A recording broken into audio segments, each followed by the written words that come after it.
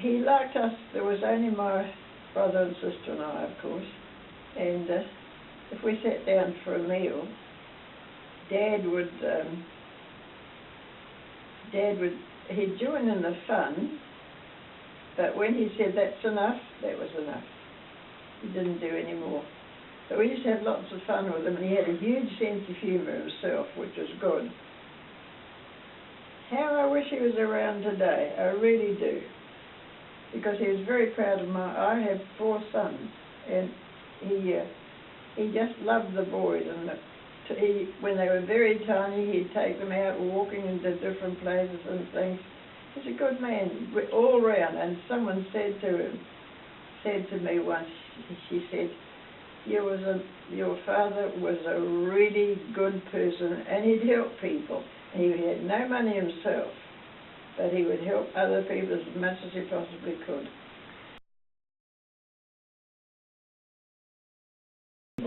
Always there. Always there. And sometimes, he and I had a bit the same sense of humour. And then again, I'd get the giggles, and he'd say, "That's enough, Nancy." And I probably couldn't stop laughing. And it was his fault, because he always made me laugh. And then he'd say, "That's enough, Nancy." I thought I'd get out before trouble started.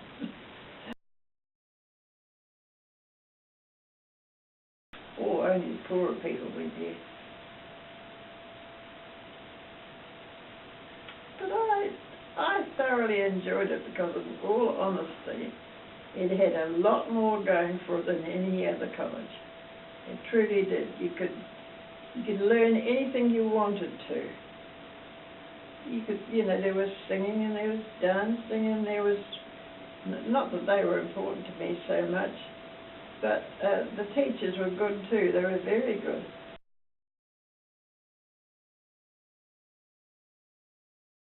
Made no difference to me who was there. It was who you were friendly with, and quite a few girls from around here did go to Wellington Tech, and it was regarded as a cheap school to go to if you didn't have any money, and there were quite a lot of people who were snobby about it.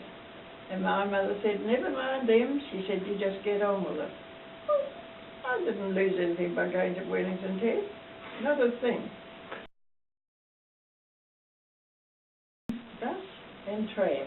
We used to go, or you walk down to the tram stop, which was down by the St Anne's Hall down there, and you walked down to there and hopped on a tram, and you got off at the government buildings, and you got onto the Wallace Street tram and went up to Wellington Tech that way.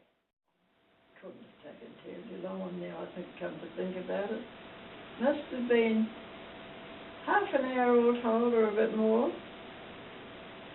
And I tell you what, we used to get on the tram down by the garden gates down there, and did those trams rustle down Glenmore Street? It was only a shame. They went like the hounds of hell.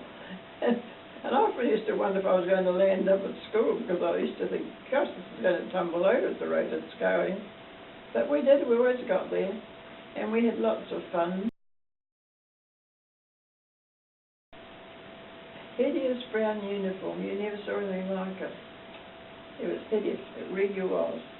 And anyhow, you wore it, and you had fun at school as well as learning, and you did learn. There's no doubt about that. Probably more on the side of the general knowledge of life and all those sort of things. There was a cooking class, which no other school had in those days.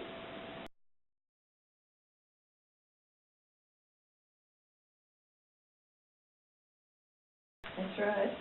And we also we used to go down and play, have sports days down on the Basin Reserve. I can remember that. I enjoyed it, and Mum said to me some years later, "Oh, I'd like to have sent you to one of the better colleges." That's how they regarded themselves. And I said to her, well, it didn't worry me, because I said I enjoyed every minute of it, and I did too. And she said to me, it was about time you left school, Nancy, and got out and made some money and that sort of thing. And I thought, and that was scared me more than anything else, if you really want to know. And I never regretted it. Ever. And when people say, oh, did you go to Wellington Tech? I said, yes, I did.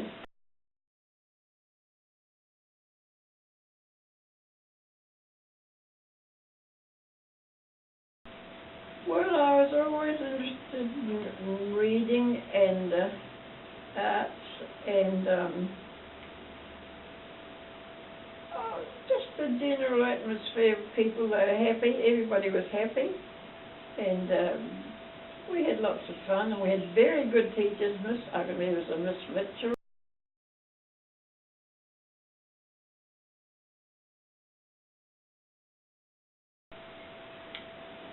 And I'll tell you what, she was a little English woman, and she was very, very short. And the first time she came out, we nearly exploded. She came out in a uniform, not like ours. It was made like ours, but it wasn't the same. And she had the bloomers down below the skirt. Well, of course, we were nearly killing ourselves laughing, and you couldn't do a thing. But she was a good teacher, good mistress, as far as that was concerned. And we used to go down to the basin reserve, and all of us, the whole lot of us, was at home. Oh, that's one thing I remember. When Prince Henry, as he was in that time, came to New Zealand, we all marched up to Newtown. The whole school, oh dear God, walked all the way, and to stand there for about another hour in the grilling hot sun. And he came in and he was so languid, and he was bored stiff, and you couldn't blame him. Also he'd been drinking all the morning, one or the other. And he'd go round on the back of this, whatever thing it was. He'd go round and round and go, you know, just to say, what the hell am I doing here, you know. But it was good. Look, I really couldn't complain about anything. And one day I said to Mum, I suppose it's time I left, and she said, yes, it is. So then we thought, oh, I don't know what I'm going to do. So then they asked us if any of us would come and play in leaving school. So I had to be honest and say yes.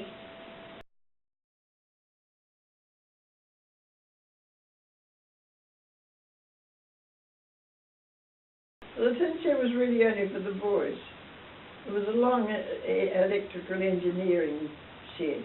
None of the girls got there, very few. But if they did, I didn't know about it. And we learned, to be honest with you, there wasn't anything that you couldn't do,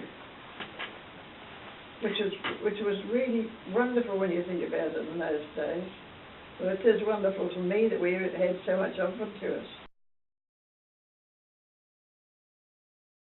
Do I want? That darn flat, yeah. What does that involve? Well, everything was there, and every class that was introduced to it had to know how to prepare a meal and had to set tables and make it look attractive and all that sort of jazz. And you enjoyed doing it. It wasn't hard work or anything like that. It was really quite funny in a lot of ways. Basically, in rhythm with the time, we must remember those were what's known years. The Depression? That's right. So you weren't cooking anything wonderful, believe you me. It was just how to prepare vegetables and cook them properly, and fruit and all sorts of things like that. It wasn't hard work, easily done, but it was good for you. And I remember my mother was ill once, and she said, oh, what am I going to do? Can't get out of bed. I said, I'll cook a meal for you, Mum. Well, you know, I was pretty brave, because I might have poisoned them the rate I was going. Terry, are they still alive? No, my sister died. But I didn't poison them, I promise you.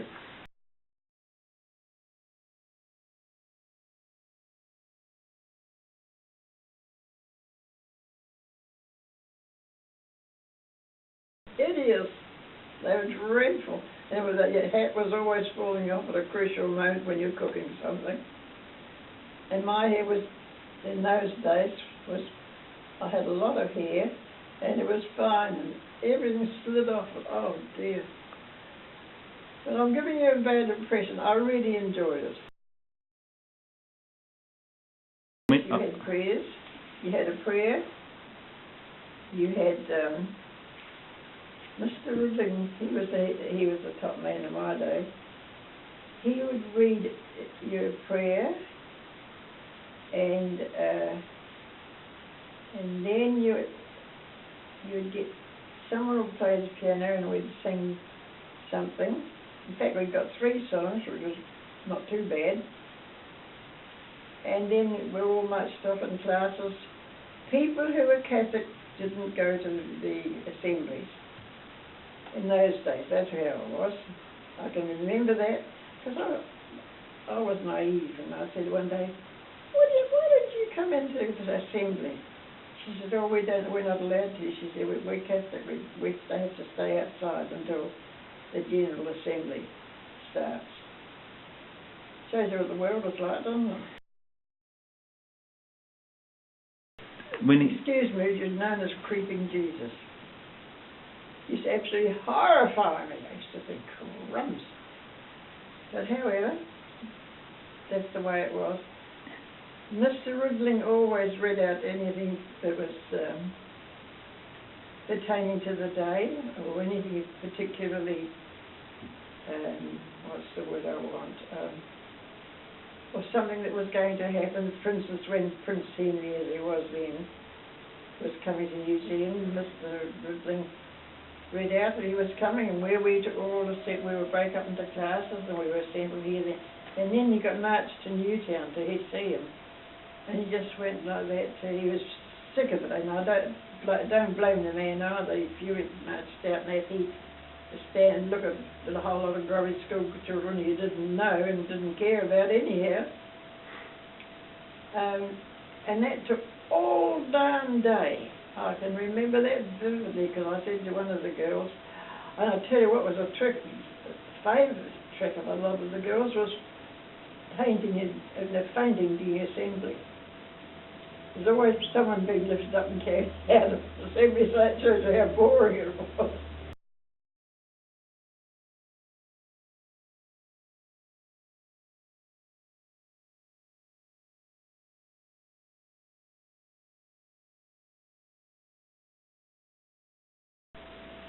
You weren't allowed to get, if you were seen with a boy after school, which I was once, I was only walking down the road to get on a tram. It wasn't doing anybody any harm. Yeah, they were great ones for that, and sometimes I can see why now it's so different. But then when I said to my husband that the children, with time to go to school, he said, well, they're all going to Catholic schools and that's the end of it. I don't suppose they were any better.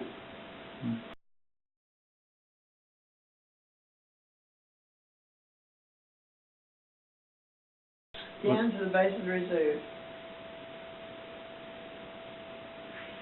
And what's more, the boys and girls had different playgrounds, so you weren't even allowed to play with them.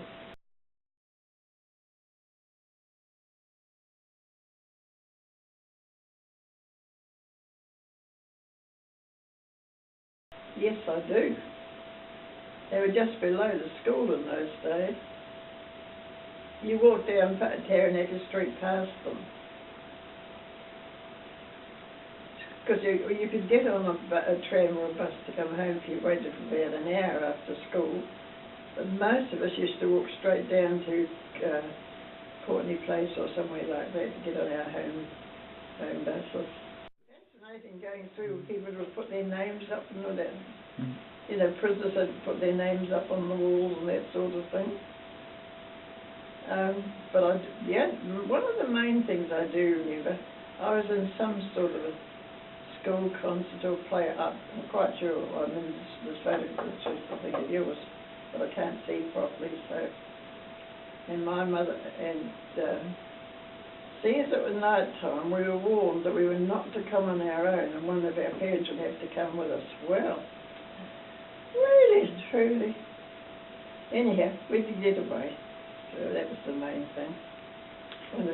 My mother didn't really like going to anything like that, so my dad would come with me, and Dad would get the giggles over anything. He was that sort of man, full of fun too. But there you are. I think we've covered most, haven't we?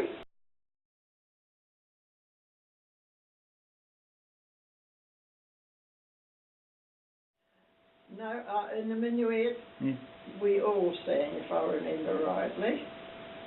I might be wrong. I didn't consider myself a lead person anywhere near that.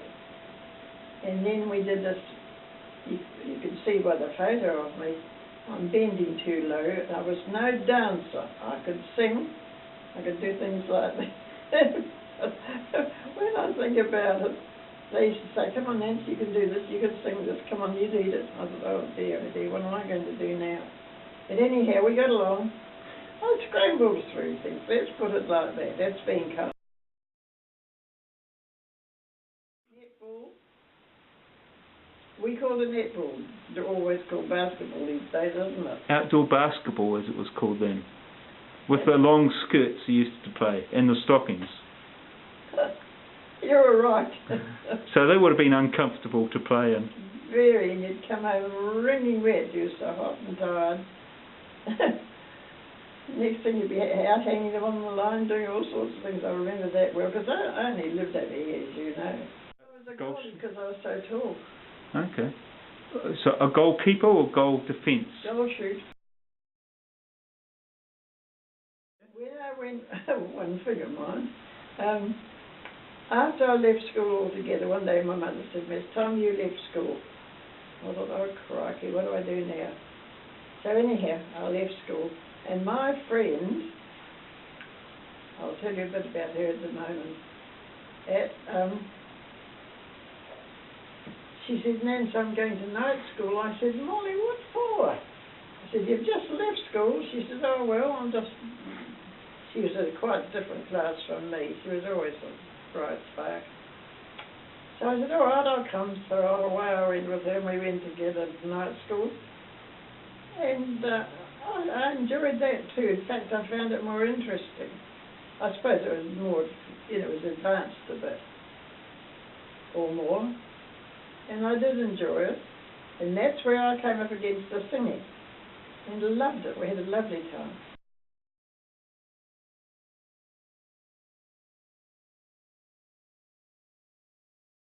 That's me. I didn't get a choice.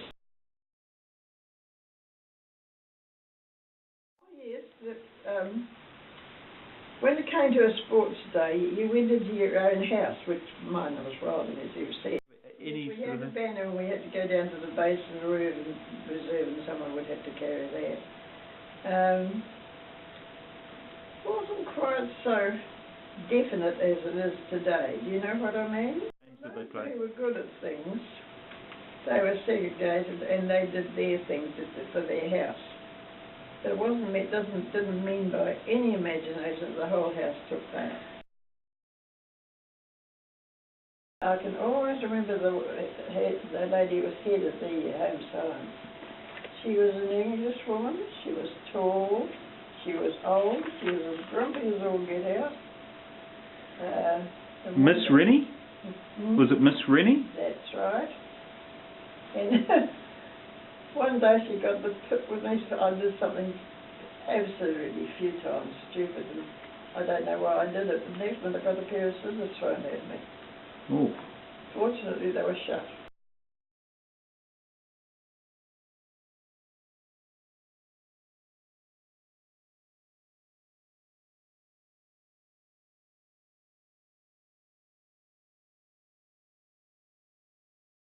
Now, here's where we looked.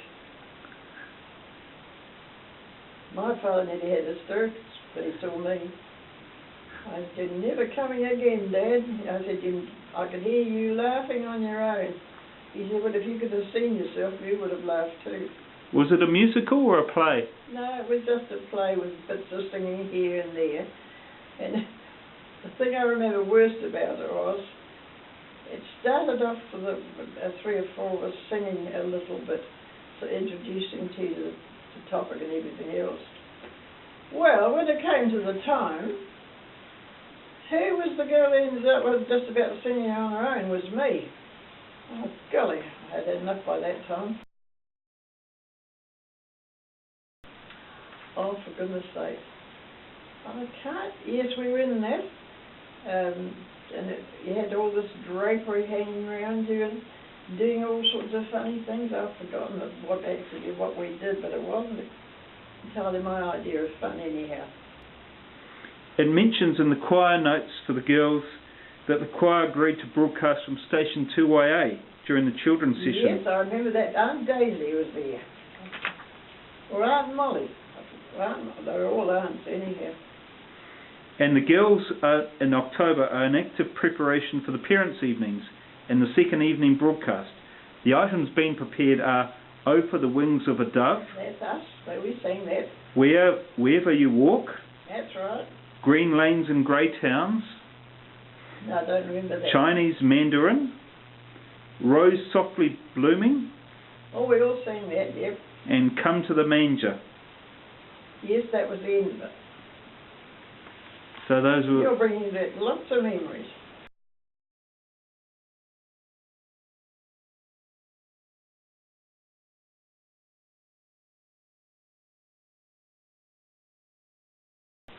I did love it. I enjoyed it.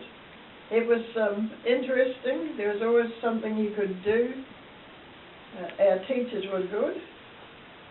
Sometimes I was in favour, some of them was well out. But, well, that's life.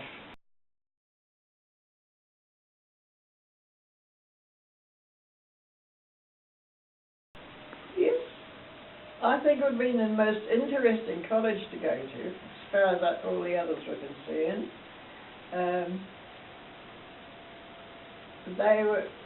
The other colleges were all